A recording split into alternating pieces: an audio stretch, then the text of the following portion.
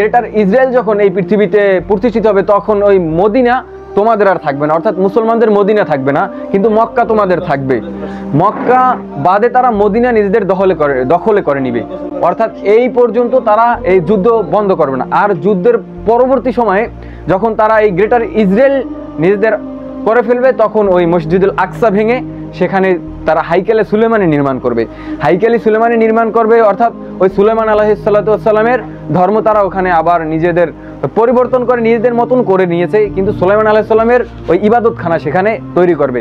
প্রকৃতপক্ষে তাদের মূল টার্গেট যেটা ওই মসজিদুল আকসার ওই জায়গায় তারা নিজেদের একটি ইবাদতখানা সেখানে তৈরি করবে। এরপরে তাদের সব থেকে বড় যে বিষয়টা হলো তারা এই পৃথিবীতে শয়তানি সাম্রাজ্য অর্থাৎ দাজ্জালি সাম্রাজ্য সেখানে তারা প্রতিষ্ঠা করবে।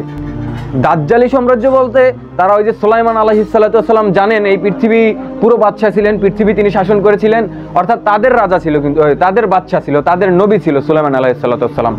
কিন্তু তারা এখনো স্বপ্ন দেখে যে তারা এই সুলাইমান আলাইহিসসালামের মতন আবার এই পুরো পৃথিবী তারা শাসন করবে। সেই জন্যই তারা দাজ্জালের অপেক্ষায় আছে এবং দাজ্জালকে এই পৃথিবীতে দাজ্জালের সাম্রাজ্য অর্থাৎ শয়তানি সাম্রাজ্য অর্থাৎ দুশমনী সাম্রাজ্য গঠন করার জন্য তারা এই পৃথিবীর বুকে এখন পর্যন্ত এগিয়ে যাচ্ছে তাদের এই পরিকল্পনা মাফিক। সুতরাং আমাদের জীবনে এই বিষয়টা যদি এখনই সুন্দরভাবে পরিষ্কারভাবে এদের কমর এদের মেরুদণ্ড ভেঙে দেওয়া না হয় তাহলে এই ইহুদিরা ভবিষ্যতে বর্তমানের থেকেও ভয়ঙ্কর রূপে আসতে পারে।